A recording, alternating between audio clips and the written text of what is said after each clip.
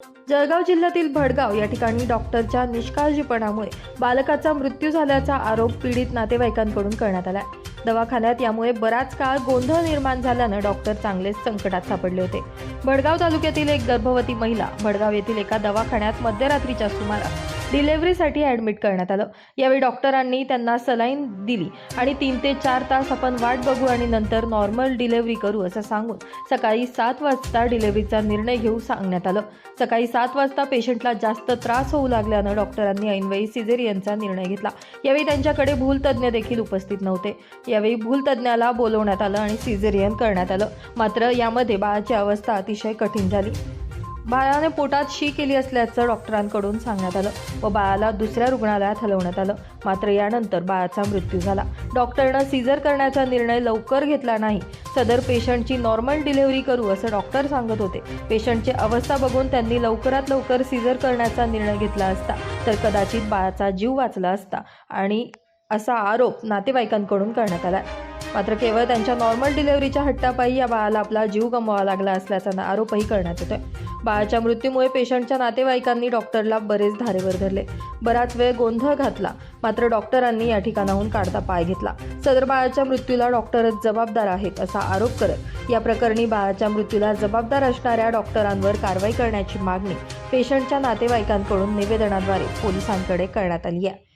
तसेच भडगाव पोलीस या प्रकरणी वरिष्ठ पातळीवर आता कारवाई करणार का हे बघणं महत्त्वाचं ठरणार आहे. ते एक हॉस्पिटल संदर्भात तक्रारी अर्ज दिला आहे. नेमकं कोणत्या हॉस्पिटल संदर्भात दिला आहे? Suman hospital, doctor Nilesh Patil. Suman hospital, doctor Nilesh Patil, Bhadgaon. Bhadgaon. बरं, नेमकं काय विषय होता आपला? की आमचे त्या भावाची मिसेज आहे, माझ्या भावाची मिसेज आहे. बरोबर. तिला दिवस असल्या कारणाने आम्ही तिथली ट्रीटमेंट चालू होती. सुमन हॉस्पिटलमध्ये ट्रीटमेंट चालू होती.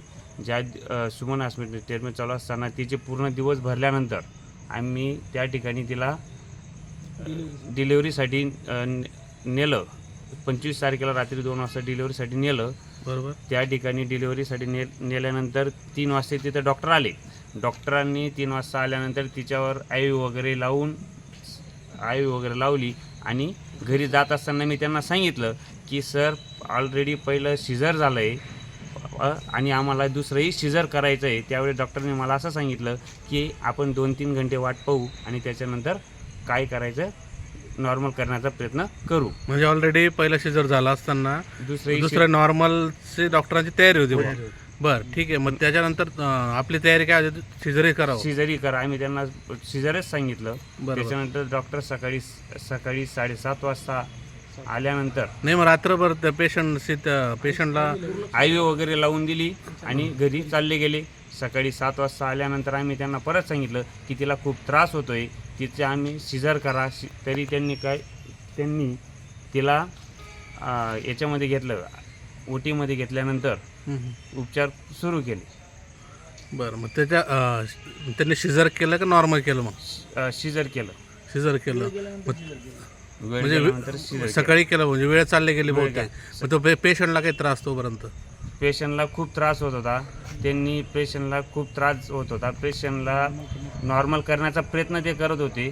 पेशंट त्यांना मध्ये सांगत होतं की सिझर करा, तिला खूप त्रास होत होता. त्यांनी तिला त्या ठिकाणी खूप त्याच्या पोटावर प्रेस करण्याचा प्रयत्न केला, बुक्के मारले. त्याच्यानंतर तिला चुब्बत सांगितलं. तरी त्यांनी पेशंटचं न ऐकता पेशंट त्यांना विनवण्या करत होतं की मला खूप त्रास होतोय की सिझर करा. ओके. मग सिझर झाल्यानंतर बाळ हे मृत अवस्थेत होतं की कसं होतं? मला सिझर झाल्यानंतर त्यांनी बाळा आमच्या हातात दिलं आणि लगेच सांगितलं की फटक्यात बाळाला चिल्ड्रन हॉस्पिटल घेऊन जा. आम्ही बाळाला, म्हणजे त्यावेळेस आम्हाला बाळ हे मृत अवस्थेतच दिसत होतं, पण आम्ही आशाच्या मार्याने बाळाला चिल्ड्रन हॉस्पिटलमध्ये नेलं. कुठे घेऊन गेले होते? पाचोरा विघ्नहर्ता इथे. बरं, तिथे पोहोचल्यानंतर त्या डॉक्टरांनी काय रेफरन्स दिला आपल्याला? तिथल्या डॉक्टरांनी आम्हाला की बाळ मृत घोषित केलं. म्हणजे त्यांनी मध्ये घेतलं नाही, त्यांनी डायरेक्ट सांगून दिलं बाळ मृत घोषित आहे. बरं, मग आपण आज सदर पोलीस स्टेशनला आले असता पोलीस प्रशासनाने आपलं काय अपेक्षा आहे की त्यांनी काय करावं? त्यांनी त्या आरोपीवर तात्काळ गुन्हा दाखल करून त्याच्यावर कारवाई करावी. भडगाव पोलिसांच्या हद्दीतील अंचळगाव येथील महिला नामे रुपाली उर्फ ज्योत्स्ना पाटील या महिला त्यांच्या डिलिव्हरीसाठी सुमन हॉस्पिटल भडगाव येथे दाखल झाल्या होत्या 2 दिवसापूर्वी. त्या दरम्यानमध्ये त्यांचं डिलिव्हरी होतानाच त्यांचं बालक मृतावस्थेत आढळलं. त्यावरून त्यामध्ये याचे जे ज्योत्स्ना पाटील जे आहेत यांच्या नातेवाईकांनी आमच्याकडे तक्रार अर्ज दिला आहे. त्या तक्रार अर्जावरती सखोल चौकशी चालू आहे. सदरच्या तक्रार अर्जावरती आम्ही वरिष्ठांकडे पाठवून तसेच सिव्हिल सर्जन जळगाव यांच्याकडे पाठवून त्या कागदपत्रांचे ऑथेंटिकेशन करून आणि सदरच्या उपचार त्यांनी योग्य उपचार केलेत या बाबतीमध्ये त्यांचा जो निर्णय येईल त्या निर्णयाप्रती योग्य ती कायदेशीर कारवाई करण्यात येईल. सदर डॉक्टरांना आपण अर्ज दिल्यानंतर ते पोलीस स्टेशनला चौकशी काय बोलवलं होते का? नाही, अद्याप नाही. आजच प्राप्त झालेलं आहे आणि त्या अनुषंगानं आमचे जे सहाय्यक पोलीस निरीक्षक गणेश मस्के आहेत त्यांच्याकडे याबाबतची चौकशी दिलेली आहे. Bureau report, Lumbini news, Bhadgaon.